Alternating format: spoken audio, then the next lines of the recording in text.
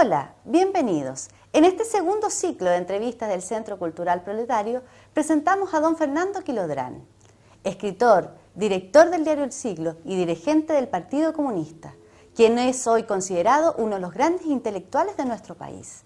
En esta ocasión es entrevistado por el estudiante de Sociología Alex Carrizo. Los invitamos a ver el siguiente video.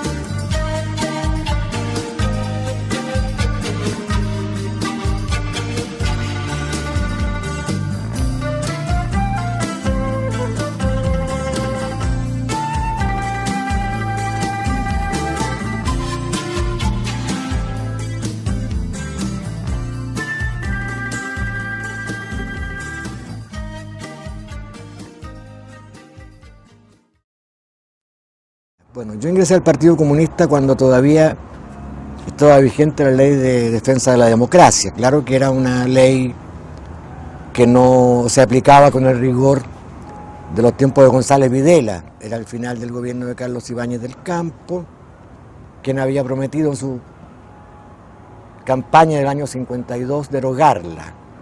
Lo cumplió al final del mandato, se cumplió. No se le puede negar que era un hombre de palabra. Hipotecada la palabra, pero la cumplió. Ya en aquel tiempo, al no tener legalidad del Partido Comunista, la presencia del partido en el Parlamento se daba, para tomar uno de los aspectos de su presencia política en el país, a través de diputados que aparecían bajo partidos que hoy se llamarían instrumentales. Todo el mundo sabía que eran comunistas: Joseca de Martori, Acevedo, Juan Trigo, etc. Sin embargo, no lo eran en términos legales. Estaba proscrito el Partido Comunista, borrado de sus registros una gran cantidad de militantes. Bueno, yo ingresé al Partido Comunista y por las condiciones de ilegalidad, falta de locales partidarios, tuve una suerte extraordinaria, una casualidad muy grande, que tiene varias explicaciones que no vale la pena mencionar acá, de caer en un grupo que era una célula, así se llama la estructura básica del Partido Comunista, del pedagógico. Y allí tuve como compañero de célula, y me da bastante pudor decirlo porque yo era un individuo extraordinariamente joven, con compañeros, digo, como Hernán Ramírez Necochea, gran historiador, Fernando Ortiz, también historiador hoy desaparecido, Graciela Uribe, David Borison y otra serie de personas, hombres y mujeres, de una intensa vida académica y política, con los cuales aprendí muchísimo. Sobre todo aprendí que no sabía nada. Bueno, después de eso, yo trabajaba después en una institución del Estado, Instituto de Seguro del Estado, que fue con el tiempo saqueado por la familia Pinochet. Allí fui dirigente sindical. Bueno, después, durante mucho tiempo, seguí militando en el Partido Comunista. Mi incursión en la literatura, que se da en los comienzos del 70, publicar un libro que usted lo tiene ahí sobre la mesa, de Quimantú, me hizo ingresar a la Sociedad de Escritores de Chile. Bueno, había ingresado un poco antes porque había ganado otros concursos de cuentos particularmente. Y luego vino el exilio. Bueno, por allí trabajé mucho. Particularmente recuerdo la época de los trenes de la cultura, durante el gobierno de Salvador Allende, claro.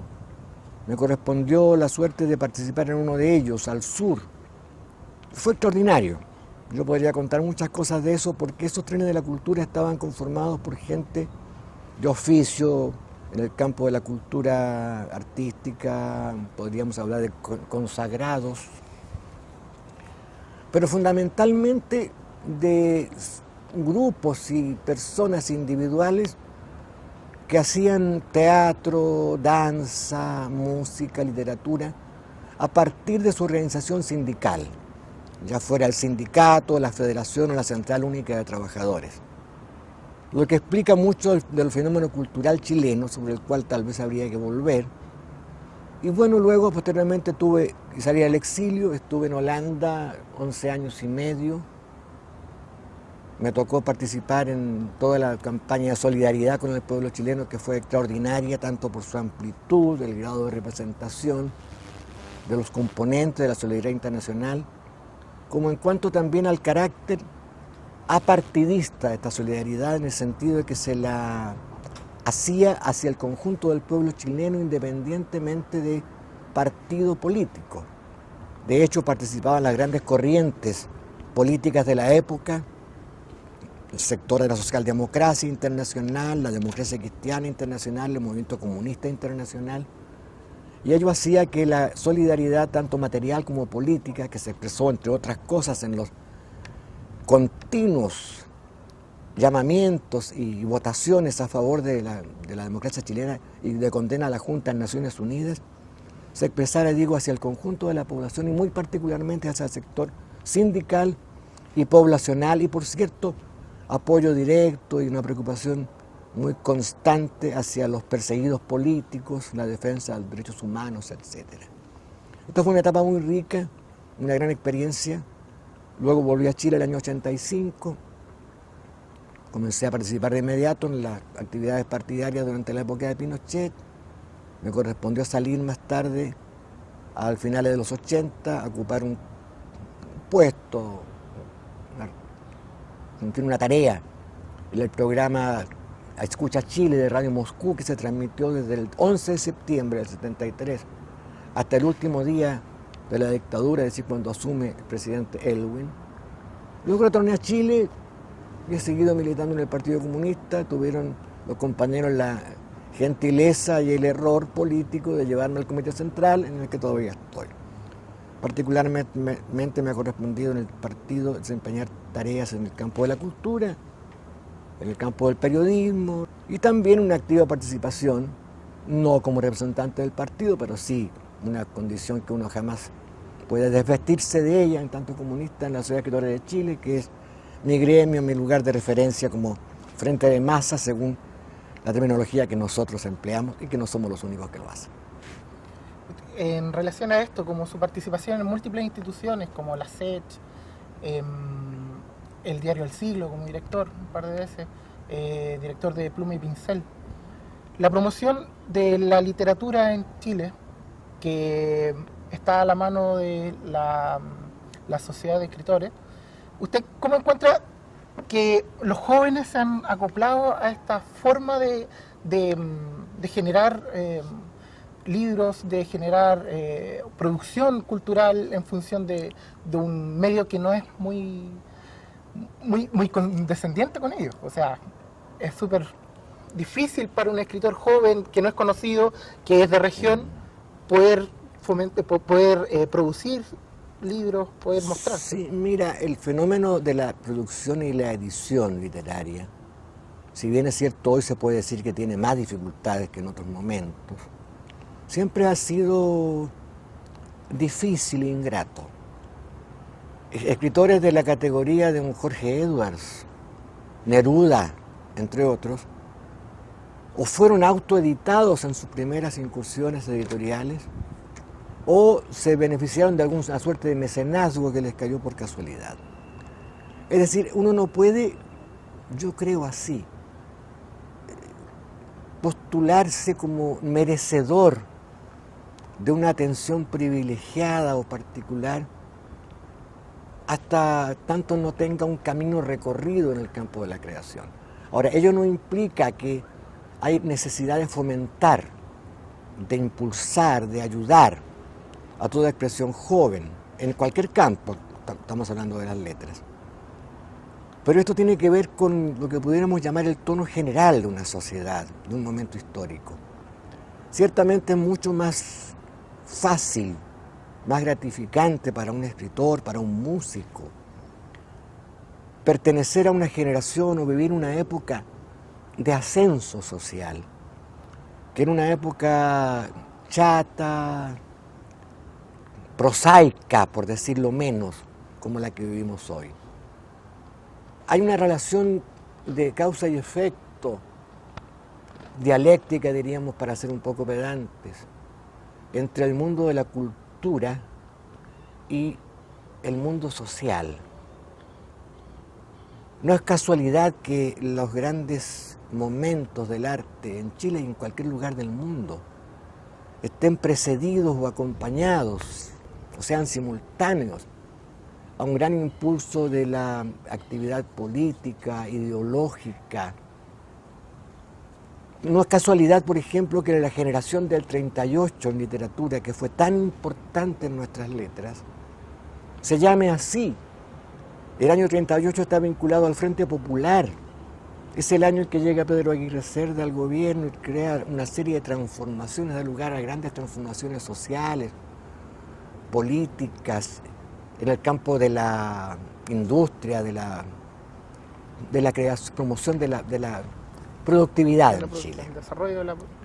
Claro, entonces, cuando surge la nueva canción chilena, el muralismo chileno, justamente en épocas en que el movimiento popular, los trabajadores, tienen un protagonismo, se retroalimentan. Cuando hace Lucho Advis su cantata Santa María, bueno, 70 años después de la matanza de Santa María, o 60 años, pero justamente en un momento en que había toda una efervescencia social y en que los trabajadores habían asumido un rol de mayor protagonismo en el campo político.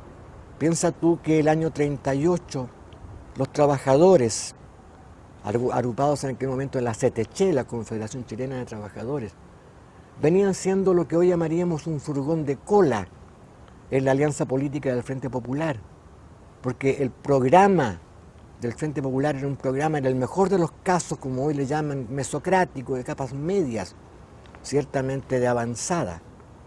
Y ese mismo sector de trabajadores que tiene ese lugar secundario en el programa, en la articulación del gobierno, pasa a ser protagonista de primer orden ya en el año 70 con Salvador Allende y va adquiriendo mayor personalidad y protagonismo en medida en que el proceso social y político va transcurriendo, desde el 38 hasta el 70.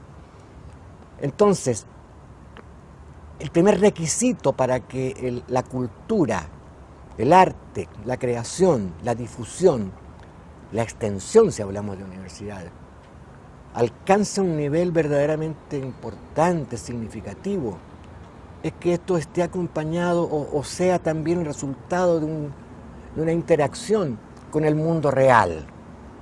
Es decir, claro, en última instancia, el escritor, así como el pintor, en general cualquier arte, aún las más alejadas tal vez de una expresión de reproducción automática de la realidad, como podría ser la danza o la música culta. Sin embargo, están en estrecha dependencia de lo que pasa en el mundo real, al cual quieren representar, no en tanto copia fiel, notarial, sino en tanto representación de la idea que la gente se hace de esa realidad. Parte de la estética del... Una suerte de reflejo de segundo grado, ¿no? La realidad impresiona al artista y lo convoca, pero no es la realidad la que el artista reproduce, sino el reflejo de esa realidad en la conciencia suya. Bueno, me estoy metiendo en complejidades y estoy eludiendo tal vez la pregunta básica. Es incuestionable que el Partido Comunista ha tenido una gran participación como partido, como partido político, dentro de todos estos movimientos culturales que han ido apareciendo en Chile, la nueva canción, o sea, en lo más amplio que puede reconocerse como arte dentro de Chile, el Partido Comunista ha estado presente. Usted, según usted, ¿cómo piensa que esa participación se ha ido, de alguna forma, el partido personalizando en su ejercicio? O sea, el ejercicio se ha ido representando y la gente siente cercanía con el Partido Comunista en correlación con la producción Mira, cultural claro, en el eso país. para nosotros los comunistas es un motivo de mucho orgullo, pero yo lo dataría esto del comienzo del Partido Comunista en la historia del año 1912, cuando se funda el Partido Obrero Socialista con Recabarren, y que coincide con la formación del movimiento obrero. Mira, Recabarren tiene, en mi opinión, una característica que es tremendamente importante en cuanto él resume en sí mismo, en su actividad, en su quehacer, lo que Federico Engels llamaba los 3 momentos de la lucha de clases. El momento de la reivindicación económica, que está a cargo y representada por el sindicato, la federación, la central obrera, como se llame, y Recabarren se impulsa la formación de sindicatos, de la FOCH, etcétera, incansablemente. El aspecto político, el momento político, de la lucha por el poder político, otro momento de la lucha de clases, momentos son simultáneos. Y Recabarren es fundador del Partido Obrero Socialista y luego del Partido Comunista. Es decir, trata él de que la clase obrera, los trabajadores, el pueblo en general, tengan una expresión tanto sindical, lucha económica, como política, lucha por el poder.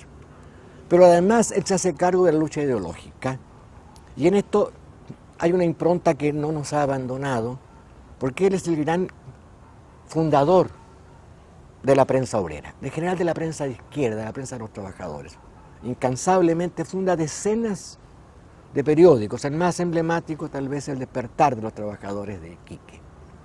Obrero tipógrafo, crea, forma una escuela de trabajadores de la prensa, no solamente en el taller tipográfico, sino como periodistas también. Él mismo es un gran escritor de columnas, de artículos, conferencista, y él crea los conjuntos de teatro y él mismo es actor de teatro. Se sube al escenario, baila, canta, interpreta papeles, impulsa a la otra gente que lo rodea que haga lo mismo, con su discípulo Elías Laferte, que después fue presidente del Partido Comunista, senador. Entonces, es una tradición que viene desde allí, a la cual no siempre hemos sido fieles, pero ello no significa tampoco que nos creamos nosotros los comunistas los poseedores en exclusiva de esto. Hay que pensar que en el año 31 o 32, no recuerdo, creo que el 31 se funda el Partido Socialista, que también agrega a este caudal toda una mirada que está muy teñida de algo que hacía falta también en Chile, que era una mirada indigenista, internacionalista. Y ahí, bueno, hay grandes intelectuales del Partido Socialista, como Llobet, como Lachmann, bueno, y socialista era Salvador Allende, que junto con Recabarren, el gran educador de masas de la historia de Chile. Entonces, claro, nosotros nos enorgullecemos de mucho de esto, de esta trayectoria del Partido Comunista en el campo de la cultura, y podemos documentar la presencia del Partido Comunista en grandes momentos de nuestra cultura, como es, por ejemplo, la generación del 38, la creación de la Orquesta Sinfónica Nacional, del Teatro de la Universidad de Chile, de movimientos en el área de la plástica, de la educación, con grandes educadores como Olga Poblete, Ramírez Necochea, Lipschutz, Enrique Kirber, etc. Bueno, y en eso estamos. Creo que hoy estamos un poquito en déficit, estamos en deuda. Sin embargo, la presencia del Partido Comunista a través de nuestros pocos medios de difícil circulación está también signada por esta intención al menos. Y estamos conscientes de que tenemos mucho que hacer todavía en este campo. ¿Cuál es la deuda que usted reconoce en estos momentos como partido? Mira, yo diría que una preocupación más sistemática y orgánica hacia las expresiones de la cultura. Una forma tal vez de trabajar más intensa y estrecha e interiormente con una serie de grupos que existen a nivel poblacional, también sindical. Hacemos muchas cosas en este sentido, pero no es suficiente. A mí me ha tocado participar en una serie de encuentros, festivales, grupos, talleres, concursos literarios, presentaciones de libros, etc. Pero creo que esto no es suficiente. No soy yo el único que lo hace, ciertamente. y tampoco somos los escritores comunistas o la gente de la cultura comunista los únicos que lo hacen. No, no, no, pero aquí no hay una competencia en el sentido de cómo arrastro para acá. A nosotros nos interesa el máximo de expresión de la identidad cultural.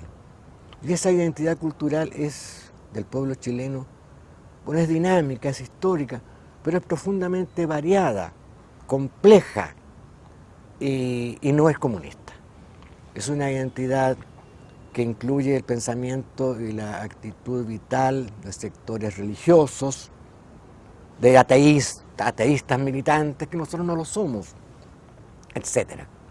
Y en este sentido es donde yo veo una deuda que reconozco y digo que hay que explicarse las razones y hay que aplicarse a saldarla. Llevando este tema de la participación que tiene el Partido Comunista en la realidad chilena, usted actualmente como parte del partido, ¿cómo reconoce usted el papel político en función de la coyuntura en la que nos encontramos, con un gobierno de derecha, con una representación en la Cámara Baja del mismo partido, con alcaldías, con concejales, que hace un tiempo atrás, en el periodo de la dictadura y gran parte de la postdictadura, no existían? ¿Cómo reconoce usted el papel y qué identifica este proceso del Partido Comunista, esta época que está viendo el Partido Comunista, que aparentemente tiene más participación, aparentemente tiene más representatividad en los organismos gubernamentales, en los organismos, parlamentarios, legislativos, en las municipalidades, pero que actúa inmerso en una realidad neoliberal que en algunos momentos puede ser hasta contradictorio? Bueno, yo no veo contradicción. Yo te decía hace poco que el Partido Comunista, cuando imperó en Chile la ley de defensa de la democracia, no abandonó la lucha parlamentaria y la presencia parlamentaria. Recabarren fue candidato y fue diputado, fue candidato presidencial incluso. El poder en Chile se ejerce a través de ciertos órganos de representación y la elección popular marca desde el sindicato del Club de Rayuela, la Sociedad de Escritores de Chile, la Academia de Letras, todo. Todo se hace a través de la voluntad popular. La ampliación del derecho a elegir y a ser elegido es una reivindicación democrática del pueblo. El derecho a voto que se conquista por los trabajadores, por los iletrados, no es una forma de integrarse a un régimen de opresión, sino de romper, de irrumpir en ese régimen de opresión.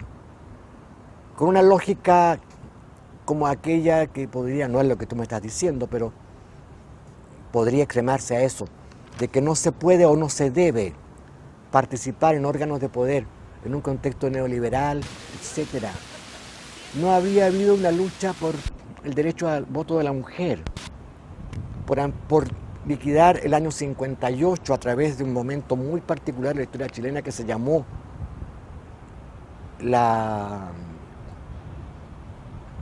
bueno, ahora no me acuerdo el nombre, pero ya lo diré. El bloque de saneamiento democrático. Romper, digo, el cohecho que existía en aquel tiempo. Ahora existe cohecho también, pero ya no expresado directamente en la urna como en aquel tiempo. El derecho a voto de los campesinos, la sindicalización, etc. Todo aquello que signifique incluirse como parte del pueblo. Y no como representantes exclusivos del pueblo, sino no todos. Es una tarea democrática. Piensa tú que en este momento, según la legislación, la condición política del Estado, que es pinochetista, por cierto, los dirigentes sindicales y sociales no tienen derecho a ser parlamentarios. Sin embargo, sí lo tienen los representantes de la gran industria o del comercio, que pueden ser dirigentes de la SOFOPA y ser senadores. Bueno, ¿cómo no va a ser una reivindicación democrática que un dirigente de la CUT o de una federación sindical, etcétera, llegue al Parlamento? Nosotros estamos por eso. En ese sentido, que entendemos que este pequeño forado, chiquito todavía, que le hicimos a la exclusión al elegir 3 parlamentarios, es una contribución que ojalá llegue a tener mayor amplitud de este forado, y que no estén solamente 3 parlamentarios comunistas, sino que haya gente de la izquierda cristiana, gente del MIR, gente de la CUT, etcétera, de las federaciones campesinas, dirigentes de pobladores, etcétera. Así que no hay ninguna cosa. Yo al contrario te decía esta trilogía de Recabarren, que de ninguna manera significa insertarse en un sistema. Piensa tú que el primer proyecto de ley de nacionalización del cobre en Chile, precursor de lo que fue después en tiempo de Allende, lo presentaron 2 senadores comunistas, Laferte y Ocampo. Piensa tú la tremenda labor parlamentaria que hizo durante años Salvador Allende. ¿Habría sido posible un Allende presidente de Chile el 70 sin todo su trabajo parlamentario? Fíjate que es muy interesante el caso de Salvador Allende como senador, porque actualmente cada senador o diputado tiene su feudo. Entonces se amarran allí, son senadores o diputados por 30, 40 años, 20 años del mismo lugar. Salvador Allende fue senador por Valparaíso, por Santiago, por el sur, por el norte. Es decir, donde había que dar la pelea iba a darla. No heredaba, no hacía allí lo que hoy se hace el clientelismo. La lucha política en ese sentido es una lucha también de ideas. Salvador Allende fue un gran sembrador de ideas, como otros muchos que ha habido en Chile. Así que yo reivindico plenamente la presencia del Partido Comunista en el Parlamento. Creo que es un elemento positivo. No vamos a cambiar la correlación de fuerzas. Sin embargo, es importante. Y es importante también apreciar cómo en este proceso para llegar al Parlamento de los 3 candidatos comunistas hubo un acercamiento programático entre la fuerza de izquierda, el Juntos Podemos, de la que forma parte del Partido Comunista, y la Concertación. Y la Concertación ciertamente es un bloque de centro-izquierda o de centro, como quieran llamarlo, heterogéneo. Y por lo tanto es necesario trabajar con la gente con la cual no se coincide en un 100%. Para llegar a la unidad popular fue necesario vencer tanto obstáculo.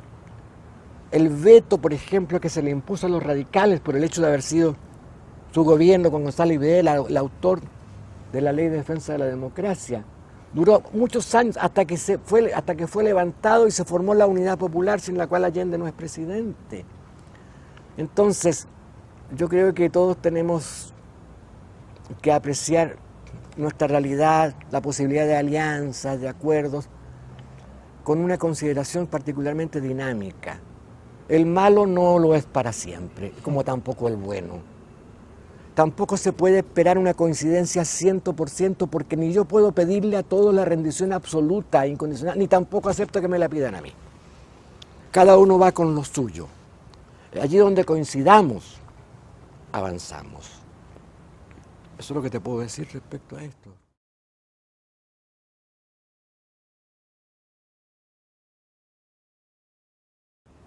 Claramente la participación del Partido Comunista en los últimos años, primero en el periodo de la dictadura, como junto al bloque que trataba de derrocar la dictadura, restablecer la democracia.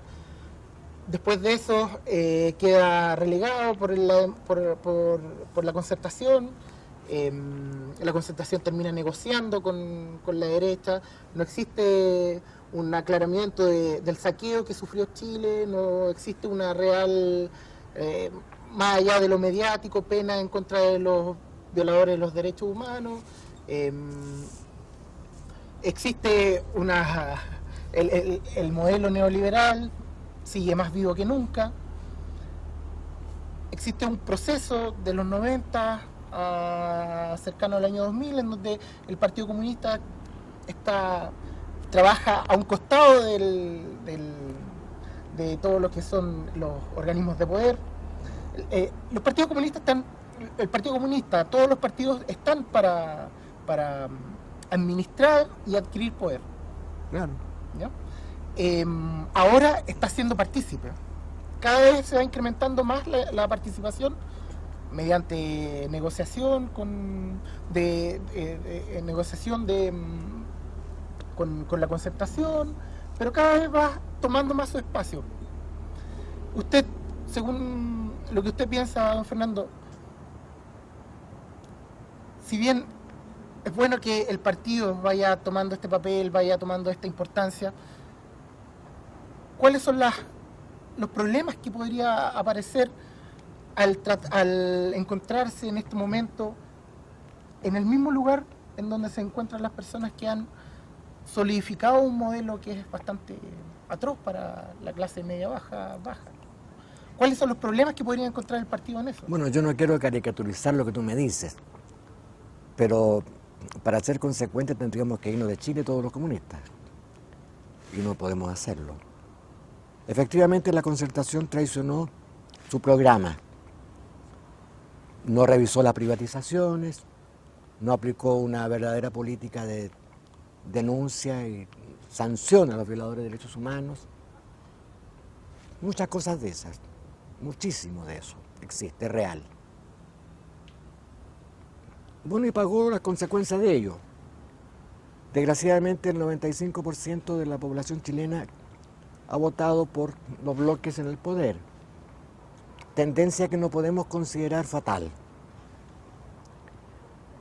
Si en el Parlamento hay una mayoría de derecha o centro-derecha, nosotros no podemos hacer un gesto de repulsa y decir nos vamos a quedar en la casa áureos, puros, impolutos, y allá ellos. Al contrario, nosotros tenemos que tratar en todo lo posible por contribuir a que el pueblo tenga las herramientas para defenderse y avanzar en sus conquistas. La salida a la dictadura fue una salida pactada, ciertamente, entre el bloque Concertación, la derecha política chilena y el imperialismo norteamericano, de manera directa, está documentado. La otra salida, la salida, si tú quieres, plebeya o la salida más democrática, se clausuró. Ahora, nosotros nunca hemos pretendido, al acercarnos a la Concertación en materia de pactos políticos electorales, ingresar a la Concertación. Eso es algo que está absolutamente descartado por nosotros e incluso por la Concertación. Si la Concertación mañana, hago política ficción, nos invitara a formar parte de ella, le daríamos las gracias y nos quedaríamos con el Juntos Podemos. Y con todos aquellos que tienen un programa de transformaciones, digámoslo así, radicales. Pero para hacer transformaciones radicales se requiere tener el peso de masas, que hoy el pueblo no lo tiene, porque hubo una interrupción brutal. Se cortó la cadena de la continuidad de la conciencia en Chile. Se disparó contra el activo político y sindical del pueblo. No se asesinó solamente a los grandes personeros de la Unidad Popular, a Toá, a Allende, a otros como ellos, sino a todo un vastísimo enjambre, diríamos ahora que se habla de enjambres sísmicos, de dirigentes de niveles superiores, intermedios y básicos, de base, en el campo sindical, en el campo de la cultura popular, en el campo de las ideas. Piensa tú cuánta gente fue expulsada de las universidades, tanto a nivel académico como de estudiantes. Sindicatos prohibidos. Entonces, ciertamente la salida pactada y la consolidación del modelo neoliberal tenía como requisito político, ideológico y orgánico el desarme del pueblo.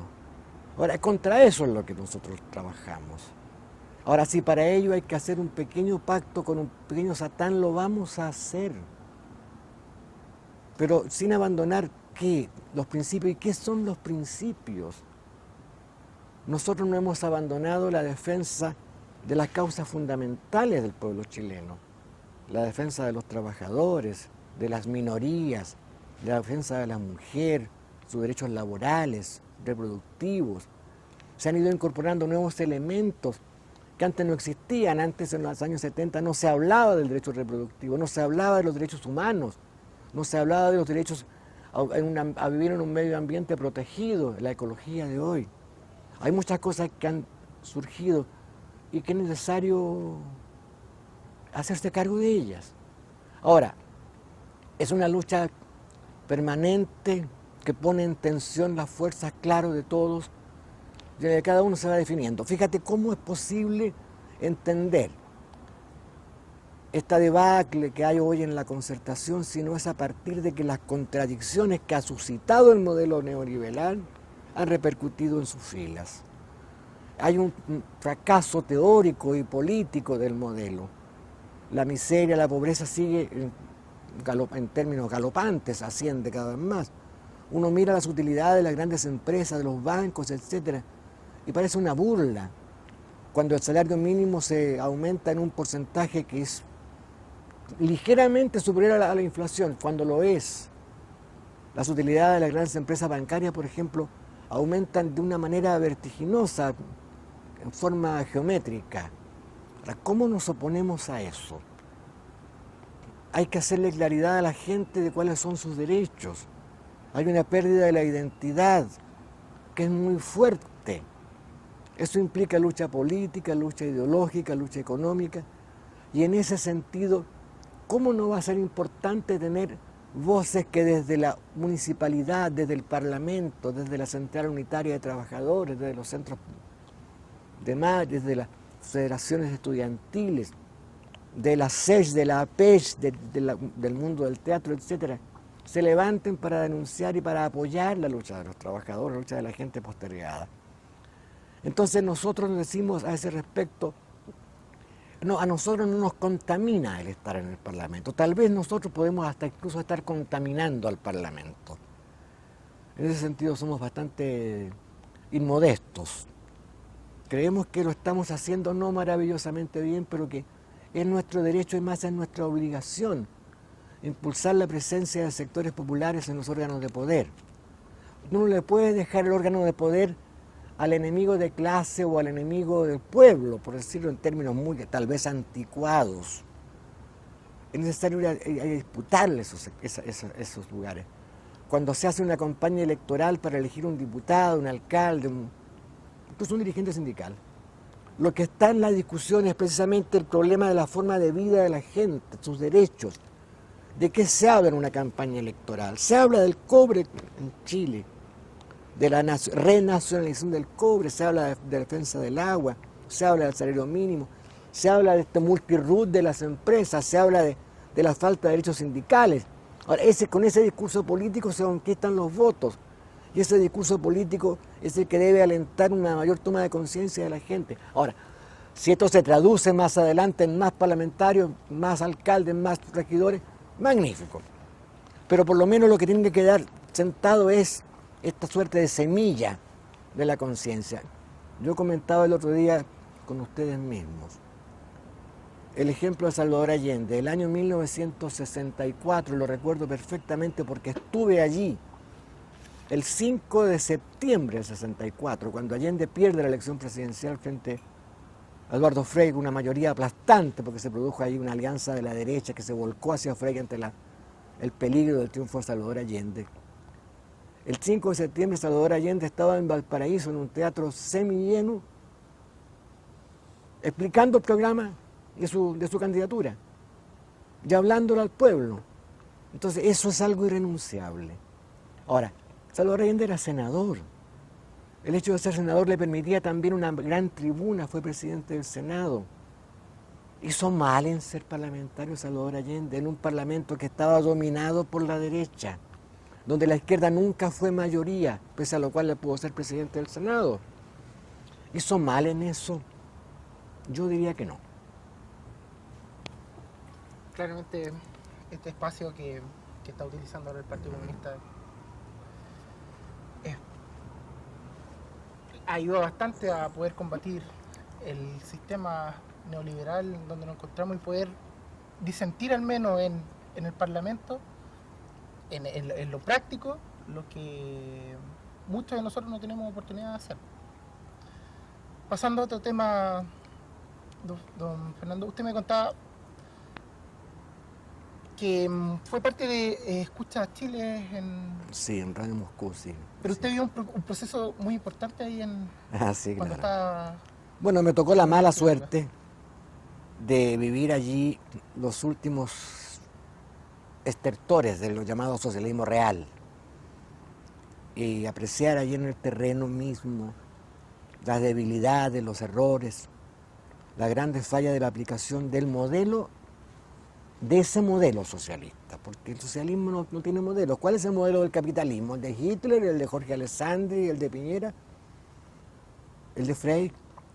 Hay diversas formas de administrar un sistema social. Se incurrió, por cierto, en algún momento en la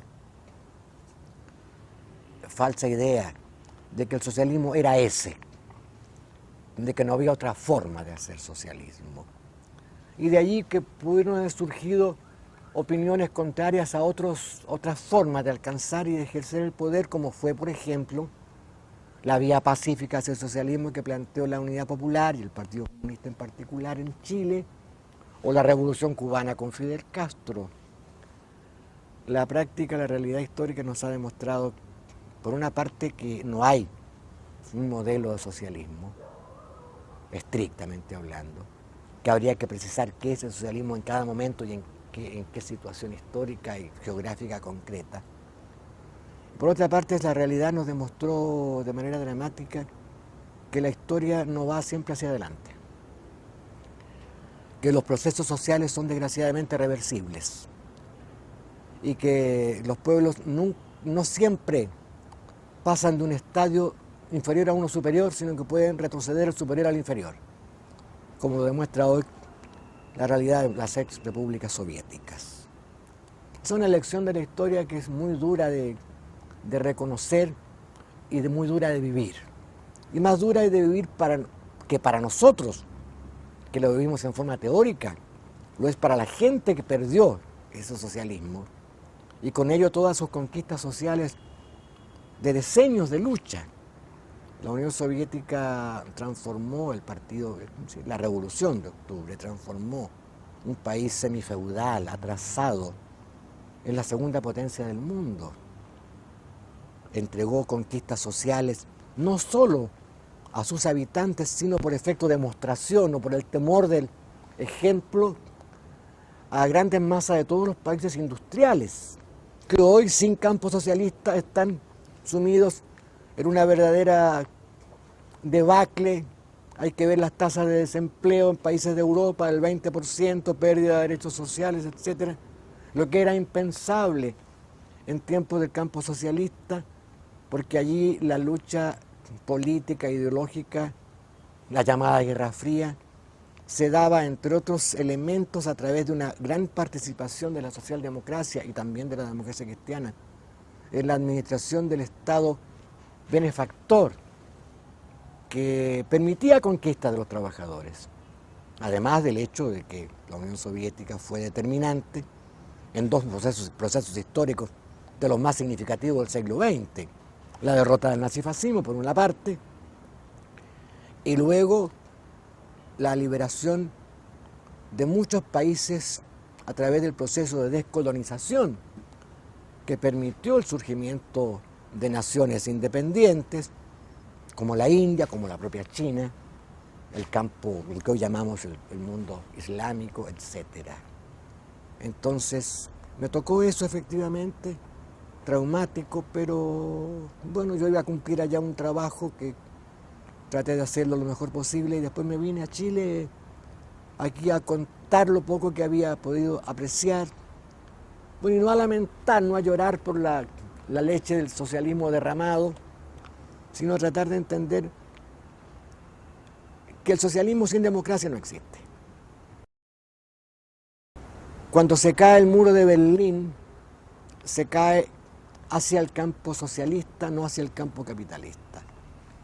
Y sin embargo, en el sector capitalista, la República Federal Alemana, no había más democracia que en la República Democrática. En la República Federal existía lo que se llamaba la Berufsverordnung, que era la provisión de actividades profesionales donde cualquier persona sospechosa de pensamiento, ni siquiera marxista, progresista, tenía interdictos el ingreso a la prensa y a la docencia, por cierto, a la administración del Estado, etc. No había tal democracia. ¿Por qué se cayó para el lado socialista? Porque el socialismo efectivamente no puede existir sin democracia. Y el capitalismo puede existir sin democracia y lo ha demostrado históricamente. Yo no conozco a ningún capitalista que haya dicho después de conocer los horrores del Tercer Reich, me arrepiento de ser capitalista, y haya ido a poner su fortuna en manos del Estado. Al contrario, capitalismo y democracia son antitéticos, pero pueden coexistir perfectamente. Durante los 20 años o 17 años de Pinochet, aquí el capitalismo no solo subsistió, sino que incrementó su poder a grandes fortunas, etc. El socialismo sin democracia no es posible. Esa es la gran lección histórica de la caída del campo socialista. Y la gran lección histórica de la supervivencia del capitalismo con todos sus horrores. Esa es la lección que yo traigo, muy modestamente. Claro, eso es lo que podemos ver ahora en el proceso que está acaeciendo en el norte de África, con Túnez, con Egipto, Claro. en donde ahora cayó Mubarak en Egipto, ahora Gaddafi, que es un gobierno bastante particular, está en el mismo proceso en donde las masas, en donde el pueblo, en donde el que está siendo subyugado, alza la voz y Claro. se ve ahí en sustancia que se puede cambiar. Claro, pero y se puede cambiar, pero yo temo, y no soy original en esto, que el proceso egipcio no conduzca a una real democracia y ganancias para la gente del pueblo. Lo más probable es que se cambie uno por otro. Claro, porque ocurre que en esos procesos no hay yo diría un agente político orgánico, no hay una izquierda. Lo que nosotros conocemos, claro, cada país tiene sus características propias, no le puede ver a los egipcios que tengan una unidad popular, ni una democracia cristiana siquiera, no. Pero los procesos sociales y políticos, cuando no tienen una expresión orgánica en el pueblo, suelen perderse en las arenas, en este caso no es una metáfora, las arenas de los desiertos de esos países desérticos. Entonces ahí hay que estar muy pendiente, porque además en el caso de Egipto se trata de un socio privilegiado de Estados Unidos. Mubarak cayó en el momento en que Estados Unidos le quitó también el aval, y así como cayó Pinochet cuando el imperialismo le quitó el aval, es de suponer que lo que venga en Egipto no sea un proceso totalmente positivo. Sí, ya lo es de todas maneras, como fue positiva la salida de Pinochet. No hay que ser maximalistas, pero tampoco hay que hacerse grandes ilusiones. Ojalá que eso continúe bien. Nosotros siempre lo vemos en todo lo que tiene que ver. Sabemos que usted es un gran amante del ajedrez. Ah, sí, claro. Usted ha estado presente de alguna u otra forma en el ajedrez chileno. Cuéntenos, a su parecer, qué es lo que percibe del ajedrez actualmente. Mira, yo tengo la percepción del ajedrez chileno muy rudimentario porque no estoy participando. Me tocó la suerte, fui invitado, entre otros, por Job Sepúlveda, entre otros amigos, en la presentación de un libro de la historia del ajedrez chileno. Pero yo tengo respecto al ajedrez una afición bastante enfermiza. Me gusta mucho el ajedrez como un juego de inteligencia, claro, al que yo puedo acceder escasamente por mi escasa inteligencia, no se trata de eso. Pero además el ajedrez yo creo que tiene un elemento estético muy fuerte. El placer de una buena combinación o de una buena defensa, el compromiso por defender sus piezas como un capitán que está al frente de las tropas, es muy parecido al que se puede tener a partir de la contemplación y mucho más de la elaboración de una obra de arte. Yo recuerdo, creo que te lo decías el otro día cuando hablamos de esta ocasión, una frase de un personaje del novelista norteamericano Norman Mailer, que decía que él no podía comprender a la gente que jugaba ajedrez por cuanto decía es el único juego en el mundo donde no se puede hacer trampa. Yo coincido en eso, no se puede hacer trampa. Y sin embargo tiene un componente estético, un componente de competencia también, porque se trata de someterse a ciertas reglas de espacio y de tiempo que lo hacen muy apasionante. Soy un gran admirador del ajedrez, trato de cultivarlo cuando puedo, soy un aficionado bastante débil, tengo particular afición por algunos grandes maestros de la historia del ajedrez, por la edad, el hecho de haber podido estar más cerca de sus producciones y sus participaciones en torneos. Recuerdo muy particularmente a Mikhail Tal, por ejemplo, la gran escuela soviética con Botvinnik, ciertamente Capablanca, en Chile el maestro Letelier. Bueno, en general, grandes figuras, el ajedrez tiene grandes figuras, gente dedicada enteramente a este juego ciencia le llaman. Yo no sé si será tan exactamente eso, pero creo que el ajedrez debiera ser impulsado en Chile como una suerte de asignatura, o simplemente asignado una suerte, como una asignatura en todos los colegios. Tal como se juega fútbol, en una cancha de fútbol, debiera haber en cada colegio de Chile unas 4 o 5 mesas de ajedrez con su pieza dispuesta para que quien quisiera lo aproveche. Y profesores de ajedrez. Yo comentaba con Job Sepúlveda una vez que estuve en el estadio River Plate de Buenos Aires, y en la planta baja o subsuelo había una sala más grande que este espacio con decenas de mesas de ajedrez, donde había una cantidad muy grande de jóvenes y grandes maestros internacionales de ajedrez. Podemos mencionar a Sanguinetti, entre otros, que estaban allí enseñándole ajedrez a los jóvenes. Y eso impulsó una generación de ajedrecistas argentinos muy importante, lo que desgraciadamente no ocurre en Chile. El ajedrez, como la literatura, es un dejado de mano del Estado. Es muy difícil para un ajedrecista ganarse la vida con el ajedrez, porque la docencia, tanto a nivel primario, secundario, universitario, etc., existe de manera muy escasa y muy precaria, mal remunerada, etc. No hay un reconocimiento del ajedrez como una asignatura, como una actividad respetable. Y yo creo que hace falta eso, hay que impulsar el ajedrez. No como un elemento de distracción o de salvación de la gente para que no consuma droga. La cultura y el arte no son piezas o elementos salvacionistas. No es la terapia la que se busca con el ajedrez. Es el placer, el disfrute de la inteligencia, de la destreza. Y eso es un derecho humano.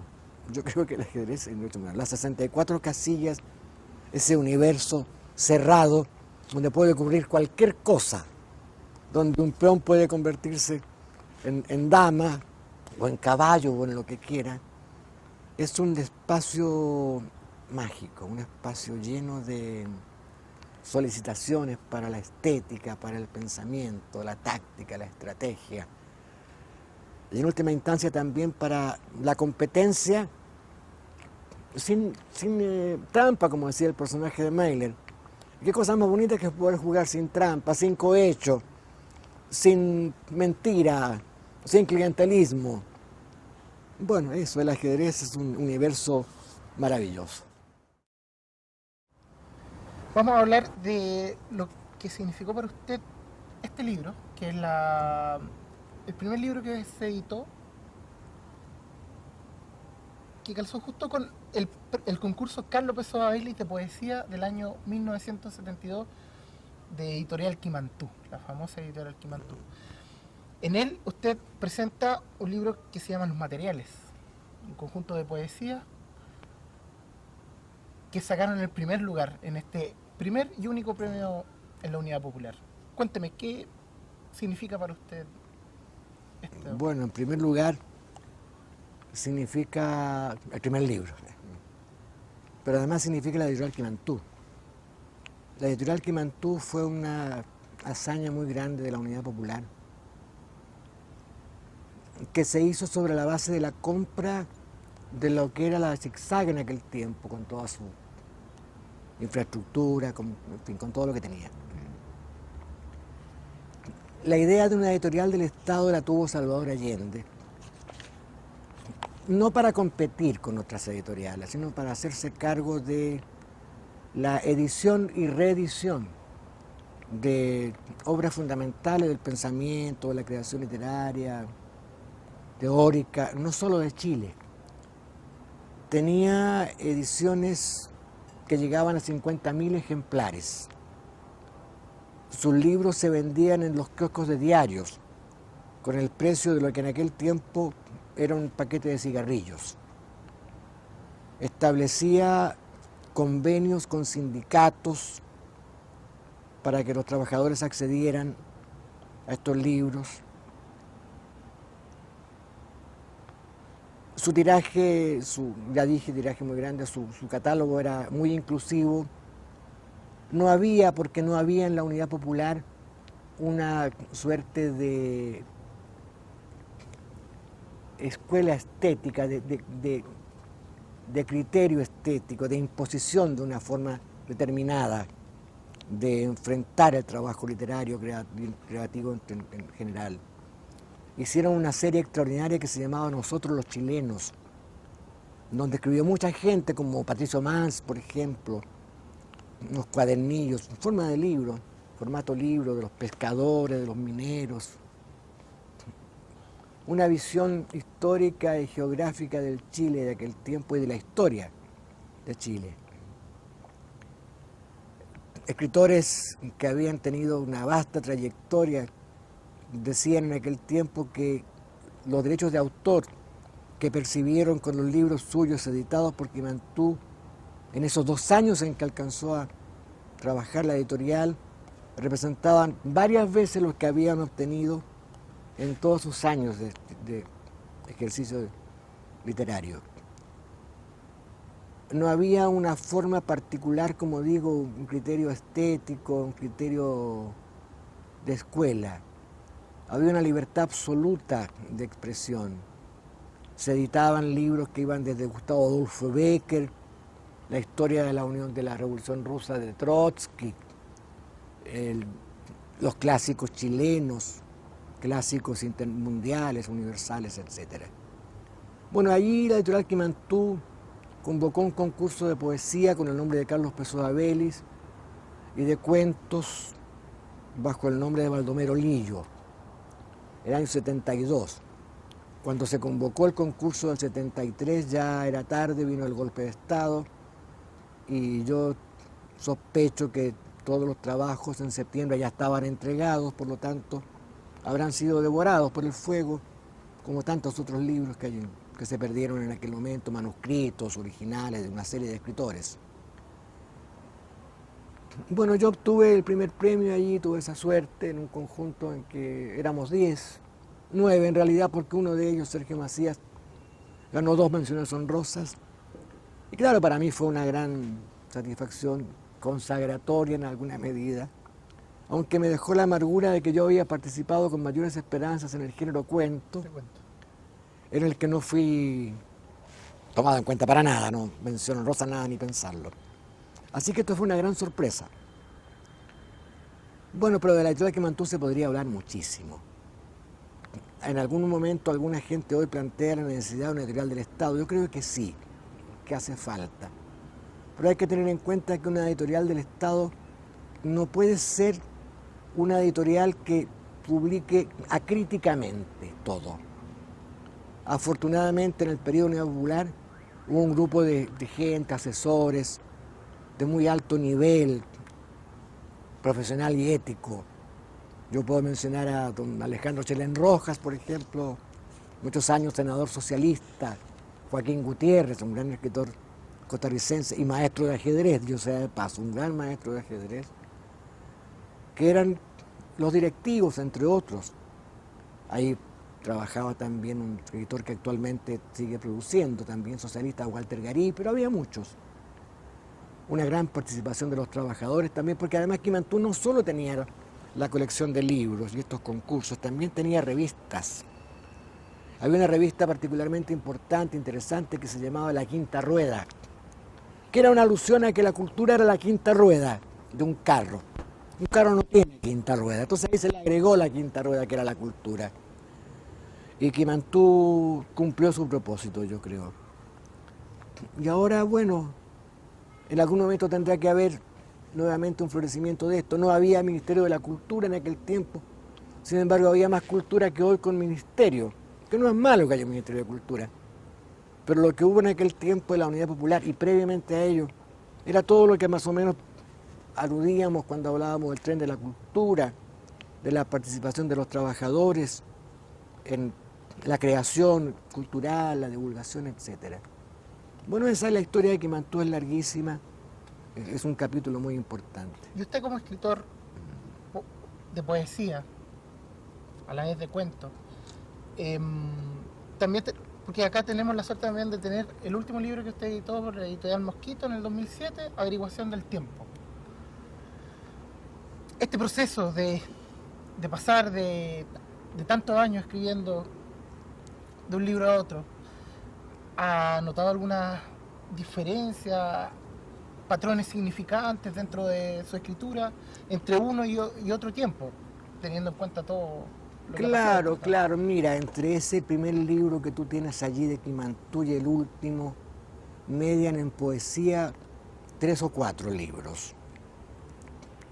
Algunos escritos desde la contingencia política, el exilio, la lucha contra la dictadura, etc.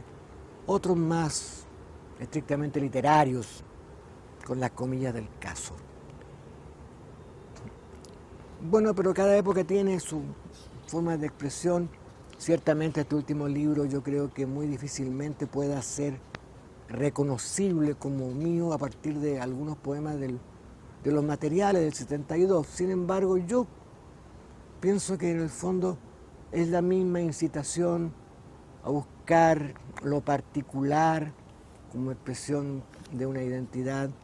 Ahí tú abres una página que corresponde al prólogo que yo titulé Una arte poética del último libro, en donde creo que las ideas que allí se expresan, que allí trato de desarrollar, pueden ser reconocibles para alguien que lea el primer libro, porque claro, en el fondo hay una correlación entre un poema acá que usted escribe y que da sus directrices, acá están los principios de lo que para usted cree que tiene que ser la poesía, y después, bastantes años después, los vemos acá en este prólogo, en donde está la crítica social, está este constante desasosiego con la realidad que estamos viviendo, pero siendo partícipe y siendo motor de esto y tratando de alguna forma de que las cosas no sean como Sí. se nos están dando.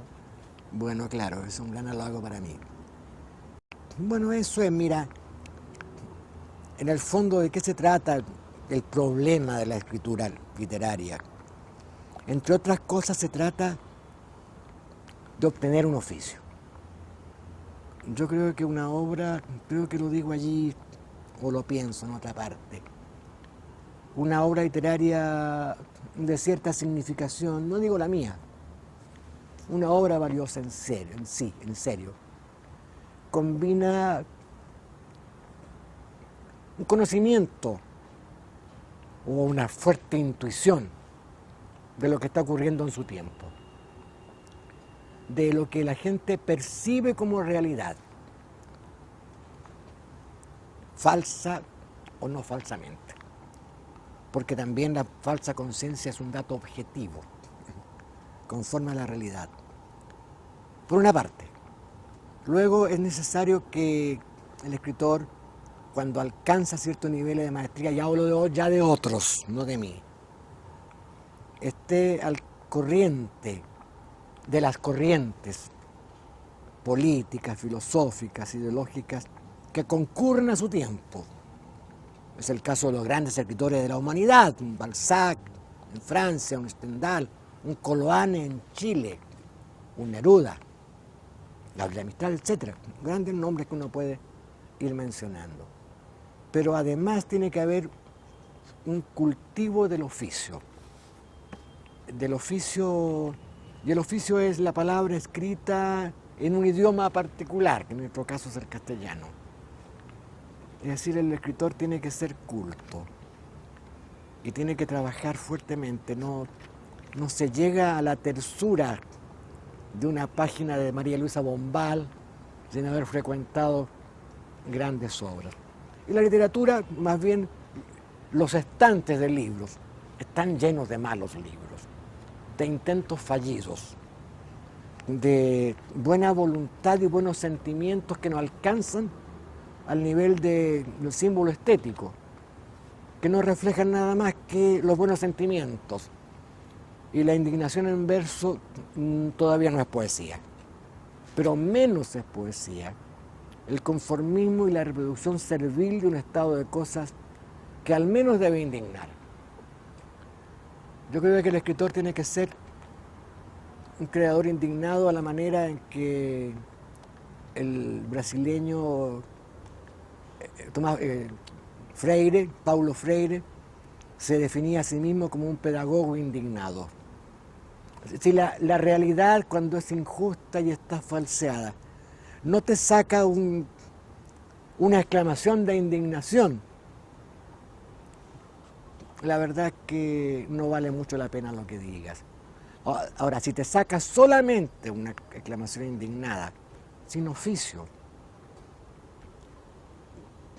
es muy loable, pero no va a tener ninguna repercusión, ningún efecto sobre nadie.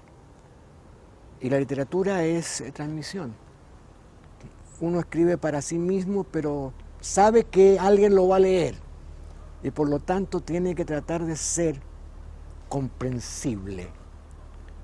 Y no didáctico, porque la didáctica tampoco tiene que ver con la literatura.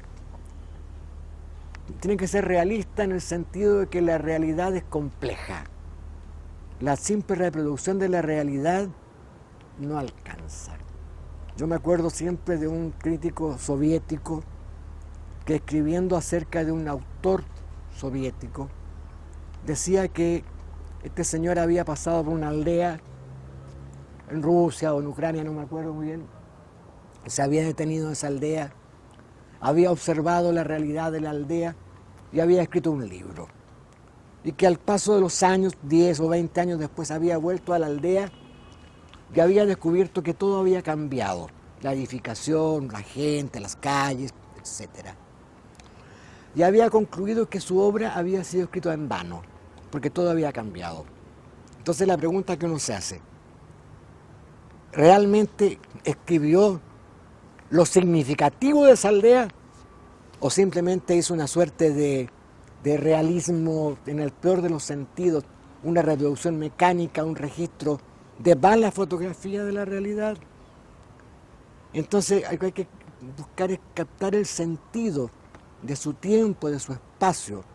Y tiempo y espacio son elementos sustanciales de cualquier obra de arte, de cualquier obra en general. Si uno reconoce su pertenencia a un tiempo y a un espacio, está viviendo fuera de la realidad, se está falseando. El hombre es un ser histórico, pero además determinado geográficamente. Fue una parte de eso de la trilogía de la identidad. Pertenece a un tiempo, no el fin de la historia de Fukuyama, a un espacio, no la aldea global, y a una clase social, no al fin de las ideologías y el término de las contradicciones y conflictos de clase. Si uno no cumple con esos 3 requisitos de la trilogía de la identidad, puede dedicarse a cualquier cosa, no a representar la realidad, no a proponer su visión de la realidad para que otros se reconozcan en ella, no de manera conformista y servil, críticamente, pero que tenga algo que los convoque a mirarse allí, a mirarse y a meter la mano para decir, no, esto no es así, puede ser de otra manera, etc. No sé, eso es lo que te podría decir respecto a esta, no sé si pregunta que me hiciste o formulación. En la segunda poema de este libro, que se llama Los Recuerdos, tenemos el ejercicio de un personaje que termina siendo desclasado y que termina viviendo una vida que no le corresponde no porque no sea capaz de vivirla, sino que no le corresponde porque tiene que asumir patrones que no le son propios. O sea, en función de clase, en función de su realidad social, y termina viviendo una vida que le es inoculada socialmente por el éxito, que es lo que nosotros podíamos ver, y yo le hacía un comentario hace un rato de lo que los estudiantes viven todos los años. Terminan con un título bajo el brazo, terminan trabajando en función de ese título y empiezan a vivir en función de lo que ellos tienen como poder adquisitivo y no por lo que son en realidad. Entonces se rodean por la gente que tiene igual a ellos y no por lo que son en función de su realidad social. Esto que fue escrito en el 72 puede reflejarse perfectamente en lo que estamos viviendo ahora, en la movilidad social, en el crecimiento social, en lo que se reconoce como progreso. Usted, ¿qué piensa de ello? ¿Cuál es su percepción de este proceso de desplazamiento que usted también habla en el neoliberalismo de identidad, que es un texto que usted escribió? Sí. Mira, yo creo al respecto dos cosas. Yo creo que el ser humano vive un momento de esplendor en su adolescencia. No sé si todos, pero al menos la gran mayoría, independientemente de la clase social, etcétera, en donde los ideales constituyen su mejor moblaje espiritual. La dura realidad lo va deformando. En el fondo, la adaptación social consiste en una deformación de ese primer impulso que puede ser utópico, que puede ser religioso, místico incluso, pero que siempre es generoso y sobre todo es honesto. Ahora, esta percepción que yo tengo del ser individual en este sentido también la tengo de los sectores y clases sociales. Es traicionarse a sí mismo. Hoy se habla de movilidad social. ¿Qué significa esto? Lo comentábamos recién, como dicen en televisión, en la pausa. Claro, que aquel hijo de la clase trabajadora, del pueblo, en sus diferentes estamentos, que llega a adquirir una cultura, una destreza profesional que le permite ganarse mejor la vida, no se queda como una suerte de intelectual orgánico de su clase, para decirlo en términos gramscianos, disculpa la pedantería extrema, sino que vía movilidad social se cambia de clase. Nosotros vivimos un proceso en el cual una gran parte de nuestra población, así como ya llegados en las casas de los parientes, de los padres, de los abuelos, de los tíos, porque no tienen domicilio propio, viven en una condición de allegados ideológicos, porque han asumido las pautas, los valores de una clase que no es la suya. Y eso es el momento más dramático de la desidentificación, la pérdida de la identidad. Esos seres que han perdido la identidad son los que votan hoy por la UDI. Son los que niegan su pertenencia a un sector social o a una población que nació en una toma. Ahora son propietarios, etcétera, etcétera. Yo no quiero decirle a nadie, infligirle a nadie la sanción de que estén permanentemente revolviendo la herida de su miseria pasada. No, pero sí asumirla como un elemento constitutivo de su identidad que no puede negar ni sus ascendientes, ni su localización geográfica, ni su tiempo. Hay que desprivatizar la conciencia en Chile. Hay que devolverle a la gente su domicilio de clase real. Permitirles que no sean allegados. Y ese es un trabajo de la ideología. Es un trabajo de las artes, de la literatura, del cine, de todo, del periodismo, de todo. De lo que están haciendo ustedes acá. en donde yo aporto un grano de arena, pero que ojalá ustedes sigan avanzando, porque efectivamente se trata de que hay que rescatar un sector que es tremendamente mayoritario, no, ni siquiera es abundante, es mayoritario. Esa gente que toma la historia en sus manos, esa gente se ha liberado de los prejuicios que le ha impuesto una clase distinta a la de ellos. Yo no quiero eliminar el pensamiento o los portadores del pensamiento burgués. El programa de transformación social no es un programa de eliminación de individuos, sino de clases que ya no corresponden a la necesidad de la historia. Ya llegará el momento en que la burguesía sea para la historia lo que el antiguo artesanado y esté reducida a un lugar ahí con la rueca y no me acuerdo qué otro instrumento citaba Marx en el Museo de la Historia. Pero para eso es necesario que cada uno se sepa a sí mismo. Y saberse a sí mismo es diferenciarse de los otros y entender quiénes son los suyos. Por eso esta categoría de allegados ideológicos que yo te planteo ahora, me parece que debiera ser, con toda inmodestia lo digo, asumida como una tarea para reintegrar a la gente a su domicilio de identidad, para que sea el que no se conoce a sí mismo no es. Serse no es ser, es serse. Y ese es el gran problema que tenemos hoy, en que la gente no se sabe. No se sabe, la gente cree que lo que es una tarjeta de crédito, cree que es el VIP, no sé, cree que es el auto que tiene, pero no se ha mirado, ¿qué se ve en el espejo cuando se mira en la mañana? ¿Qué ve? Bueno, eso ya está entrando en la pura literatura y la especulación barata, y el caballero que está al frente seguramente va a cortar esto después con severas tijeras. Don Fernando, ¿usted con qué se siente más cómodo? ¿Usted ha escrito novelas, ha escrito cuentos, ha escrito poesía? ¿Con qué se siente más cómodo en cuanto a la producción literaria? Mira, yo en realidad recuerdo que unos amigos prosistas me dicen que soy un buen poeta. Y los poetas me dicen que soy un buen prosista. Yo creo que soy yo solamente, creo que hay momentos para la prosa, momentos para la creación, para el inclinarse hacia otras creaciones. Yo disfruto mucho leyendo y releyendo. Soy un afrancesado en la medida en que tengo como grandes modelos narrativos a un Balzac, a un Stendhal, a un Proust, a un Mauriac. Estoy mencionando a autores, incluso un catolicón como Mauriac, cuya obra yo la definiría como un retrato de familia con Dios.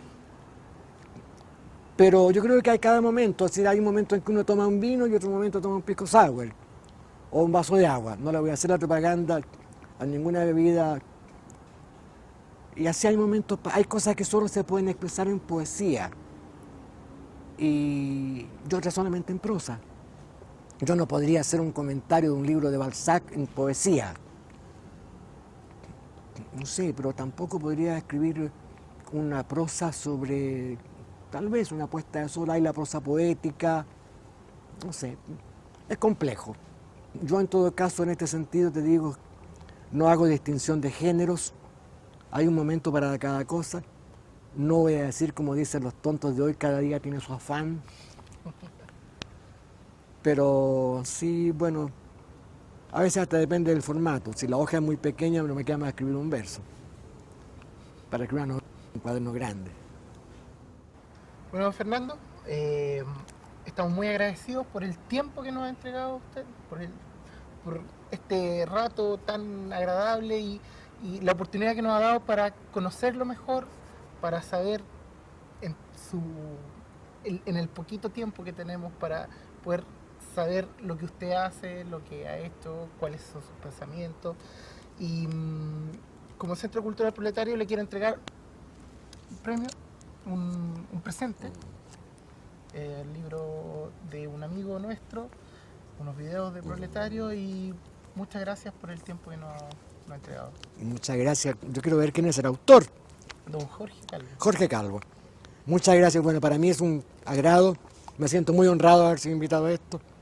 Espero que elijan mejor los próximos concursantes de este espacio.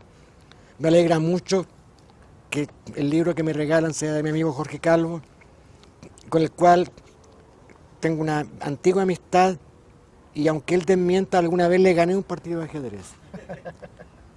Así que muchísimas gracias, que les vaya muy bien y que sigan en esto. Hay mucha gente en Chile que tiene mucho que decir, mucho más que yo, por cierto, que decir, está mucho más calificada que yo para decirlo, de manera que trabajen mucho. Es un lindo escenario. Agradezco a todo el equipo que ha estado acá, y a ti, muchas gracias, Carrizo, gracias a Job, y que les vaya muy bien. Aquí dice el fin de la inocencia. Yo espero que la inocencia no tenga fin,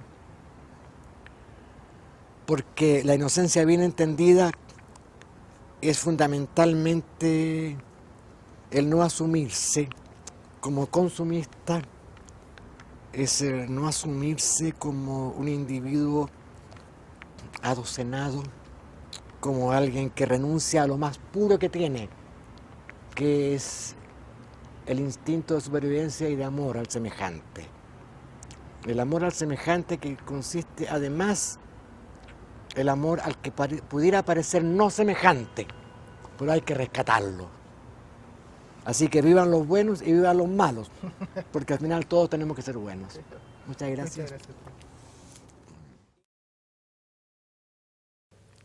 Esta fue la entrevista realizada a don Fernando Quilodrán. Estos ciclos, junto a los mini recitales, son algunas de las actividades que realiza el Centro Cultural Proletario.